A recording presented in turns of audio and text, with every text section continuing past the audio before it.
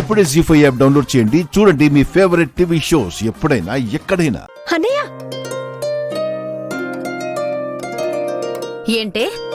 ఏంటి నేనేదో మీ అన్నయ్యని చంపడానికి వస్తున్నట్టు, మీరు కాపాడడానికి వచ్చినట్టు వెనకాలే వచ్చేశారు.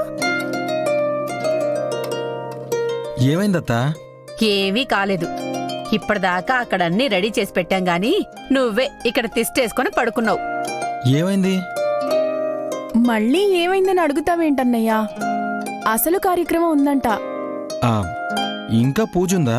ఉందిరా, పూజ ఉంది.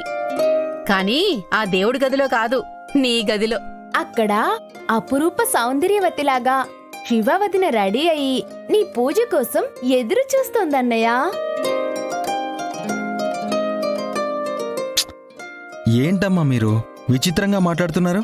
చిన్న పిల్లలకి తెలిసినంత కూడా నీకు తెలియనట్టు ప్రవర్తిస్తున్నావు గంగా. ఇంతకీ ఇక్కడేం చేస్తున్నావు? భోజనం చేశాం కదా అత్తయ్య, ఆరుబయట పడుకుంటే హాయిగా ఉంటుందని. మీరు పడుకోవడానికి లోపల గదిలో ఏర్పాటు చేశాం కదరా.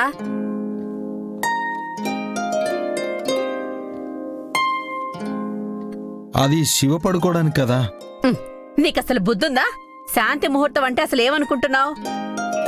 మాకు మనశ్శాంతి లేకుండా చేయడం కాదురా. నువ్వు పద లోపలికి. ఎందుకు? అన్నయ్య, నీకోసం శివ గదిలో ఎదురు చూస్తూ ఉంటుంది. నా కోసం ఎదురు చూసేంత మనసు తనకు లేదులేమ్మా. అది కాదన్నయ్య, నిజానికి శోభనం గదిలోకి నువ్వే ముందు వెళ్ళాలంట. నువ్వింకా రాకపోయేసరికి నాకు నిద్ర వస్తుందని లోపలికి వెళ్ళిపోయింది. ఏంటయ్య గంగా, శివాని రెడీ చేసి లోపలికి తోలాక మేం కూడా వచ్చి నేను సాగనంపాలా ఏంటి? ఏం అక్కర్లేదు. మరి నీ అలక చూస్తుంటే సిగ్గుపడుతున్నట్టుంది. మేం తోడొస్తాం పదా. హే వద్దమ్మా, ఏం అక్కర్లేదు. మీకు దండం పెడతాను, మీరెందుకు మధ్యలో?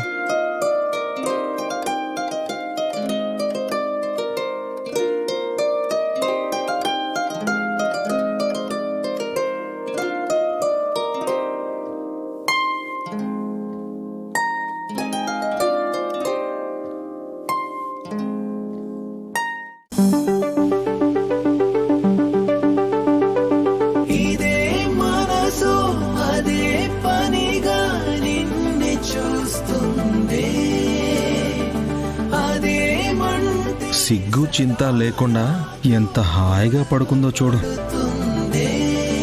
కనికరం లేని కనక మహర్షిలాగా అలంకరించేసుకుని హాయిగా మంచం ఎక్కేసింది. ఇదేం పరవశమే,